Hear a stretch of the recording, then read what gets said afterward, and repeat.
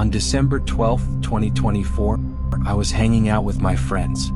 After spending the night with them, I came home around 3 a.m. I lived alone with my dog. When I got home, I petted my dog and gave him some food before heading to my room. I couldn't sleep because I kept overthinking about the night I had spent with my friends. I went to look at my dog at one point, but he was already sleeping, so I did not wake him. I decided to go to the kitchen to grab some chips. As I opened the fridge, I heard a loud noise like something falling. The sound came from my dog's room. I slowly opened the door and peeked inside, but what I saw was terrifying. My dog was gone. I quickly searched the house, but he was nowhere to be found. I even checked outside, but there was no sign of him. Panicking, I noticed the front door was open, although I knew I had closed it. My heart pounded as I thought, someone is in my house. I slowly went in and checked, but all was well. There was no one there. I tried to calm myself, thinking, perhaps my dog will return by morning. He's a good dog. After calming myself down, I locked all the doors and windows and went to bed. I was going to bed and heard the sound of my dog's normal sounds. I dashed over to the window and glanced outside. And what I witnessed filled me with terror. It was my dog, but his eyes were an extremely bright white color, gazing right at me. My legs were trembling and I could hardly believe my eyes. I marched downstairs to talk to him. My dog stood before me, still looking at me with the weird white eyes. I took him and locked him in his room. That evening he was making odd, eerie sounds that I couldn't sleep until dawn. The following morning, I searched online to see what might be going on. I came across the word Skinwalker. Having read about it, I became even more nervous, thinking that my dog could be one.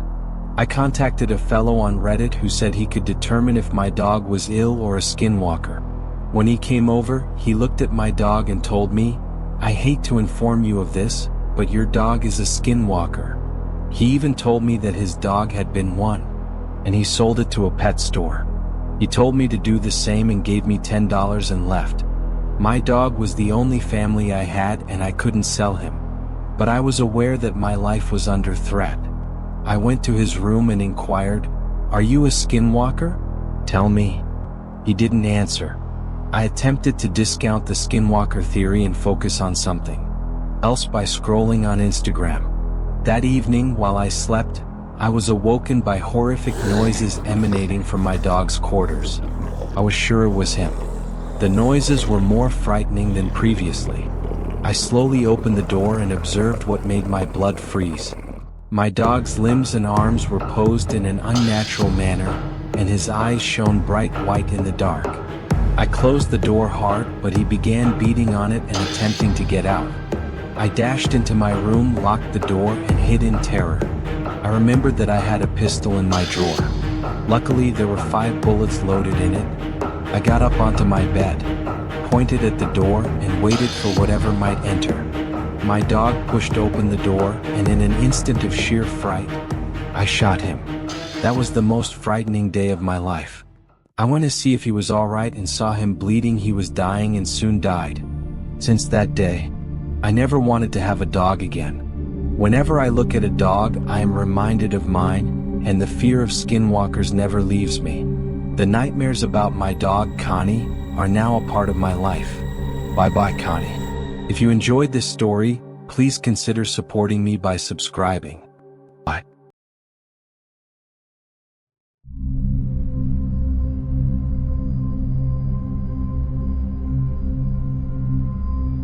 It all started with the dog. My neighbor, Mr. David, had always been a quiet man. He lived alone in the house next to mine. He was 30 years old guy. He rarely spoke to anyone, but he had a dog, a massive, shaggy black beast named Shadow. Shadow was unlike any dog I'd ever seen. His eyes were too intelligent, too human, and he always seemed to be watching me. At first, I thought it was just my imagination. But then things started to get weird. It began with the howling. Every night, around 3 a.m., Shadow would let out this bone-chilling howl that echoed through the neighborhood. It wasn't the normal howl of a dog. It was deeper, more guttural, almost like it was trying to mimic something human. I'd wake up in a cold sweat, my heart pounding, and peer out my window. Shadow would be sitting in the middle of the yard, staring directly at my house, his eyes glowing faintly in the moonlight. I tried to ignore it. Dogs howl, right? But then, one night, I saw something that made my blood run cold. I was taking out the trash when I heard a low growl behind me. I turned, and there was Shadow standing at the edge of my property. His body was tense, his hackles raised, and his eyes. God, his eyes. They weren't the eyes of a dog. They were the eyes of something else. Something that knew me, hated me. I backed away slowly, but Shadow didn't move. Instead, he began to change. His body twisted and contorted, his fur receding into pale, mottled skin. His snout shrank into a human face, but it was all wrong. Too long, too angular, with a mouth full of jagged teeth. I froze, unable to scream, as the thing that had been Shadow stood on two legs and grinned at me. Then it spoke. "You've been watching me," it hissed, its voice a guttural rasp. "Now it's my turn to watch you." I bolted inside and locked the door, my hands trembling so badly I could barely turn the key. I spent the rest of the night huddled in my bedroom, clutching a kitchen knife, listening for any sound outside. But there was nothing. Just silence. The next morning I called the police. I told them about Shadow, about what I'd seen, but they just laughed it off. Dogs don't turn into people. One officer said, patting me on the shoulder like I was a child, "You probably just had a bad dream." But I knew what I'd seen. And when they found Mr. Grayson's body later that day, I knew I wasn't crazy. He was in his living room, slumped over in his armchair. His throat had been torn out, and his eyes were wide with terror. The police said, "It looked like an animal attack, but I knew better. Shadow, or whatever Shadow was, had killed him." That night, the howling started again. But this time it was closer. Much closer. I sat in my living room, the knife in my hand, staring at the front door. The howl came again right outside my window. I could hear scratching, like claws dragging against the glass. Then a voice. "Let me in," it whispered. "I'm cold." I didn't move. I couldn't. My heart was pounding so hard I thought it might burst. The scratching stopped, and for a moment there was silence. Then the door creaked open. Shadow, no, the thing, stood in the doorway, its grotesque humanoid form silhouetted against the moonlight. It stepped inside, its two long limbs moving with unnatural grace. Its eyes locked onto mine, and it smiled. "You shouldn't have told," it said, its voice dripping with malice. "Now I have to kill you too."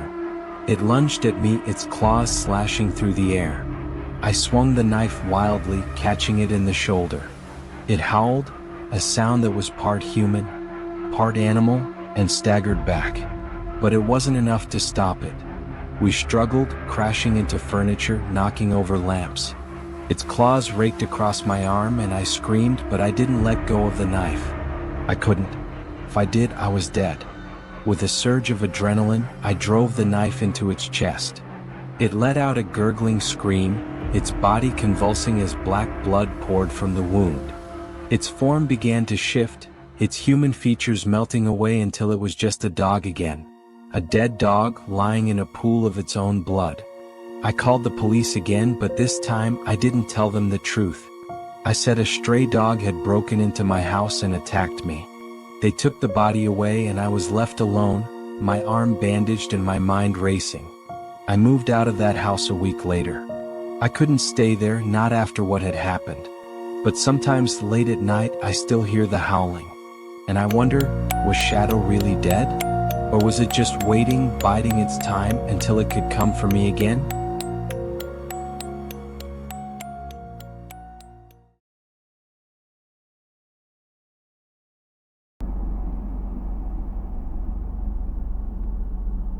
The sun had just dipped below the horizon, casting long shadows across the empty football field. I was exhausted after practice, my cleats slung over my shoulder, the cool evening air biting at my sweat-soaked jersey.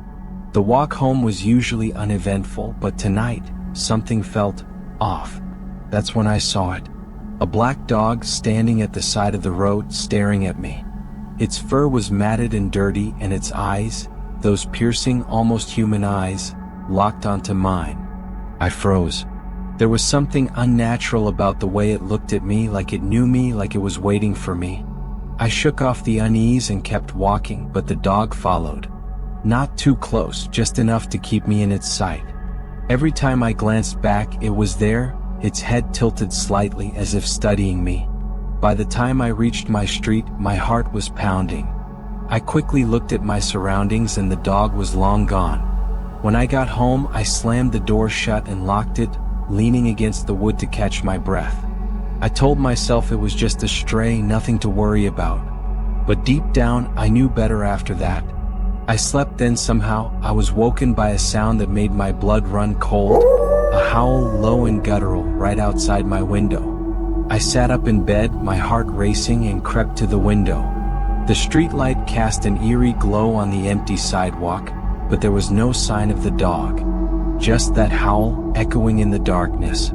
I tried to go back to sleep, but the howling continued, growing louder and more distorted, almost like it was trying to form words. I buried my head under my pillow, but I couldn't block it out. It was as if the sound was inside my head, taunting me. The next morning, I decided to investigate. I grabbed a flashlight and went to the spot where I'd first seen the dog. The grass was trampled and there were strange marks in the dirt, not paw prints but something else. They looked almost human, but twisted, as if the person had been walking on all fours. That's when I found the collar. It was lying in the grass, old and rusted, with a name tag that read Shaggy. But what sent a chill down my spine was the symbol etched into the metal. A jagged spiral that looked like it had been carved by a claw. I pocketed the collar and headed home, my mind racing. I didn't know what I was dealing with, but I knew it wasn't just a dog. That night, the howling started again. But this time it was accompanied by scratching at my front door. I said, "Let's kill this dog or else I can't sleep tonight." I grabbed a kitchen knife and stood in the hallway, my hands trembling. The scratching grew louder, more frantic, and then it stopped. For a moment there was silence. Then the door creaked open. The black dog stood in the doorway, its eyes glowing faintly in the dark. But it wasn't just a dog anymore. Its body began to twist and contort, its fur receding into pale, mottled skin. Its snout shrank into a human face, but it was all wrong, too long, too angular, with a mouth full of jagged teeth. It grinned at me, its eyes filled with malice. "You shouldn't have taken my collar," it hissed. Its voice was deeper than the oceans. I backed away, clutching the knife, but it lunged at me, its claws slashing through the air. We crashed into the wall, the knife slipping from my hand. I scrambled to grab it, but the thing was on top of me, its breath hot and rancid. With a surge of adrenaline, I kicked it off and grabbed the knife. It lunged again, but this time I was ready. I drove the knife into its chest, and it let out a gurgling scream, its body convulsing as black blood poured from the wound. Its form began to shift, its human features melting away until it was just a dog again. A dead dog lying in a pool of its own blood. I called 911, my hands still shaking. When the police arrived, I told them a stray dog had broken into my house and attacked me. They took the body away, but I could tell they didn't believe me. Not entirely. As they loaded the dog into their van, one of the officers handed me the collar. "You might want to keep this," he said. "Looks like it's been through a lot." I nodded, but I didn't tell him about the symbol or the way the dog had transformed. Some things are better left unsaid. But sometimes late at night I still hear the howling. And I wonder, was Shaggy really dead? Or was it just waiting, biding its time until it could come for me again?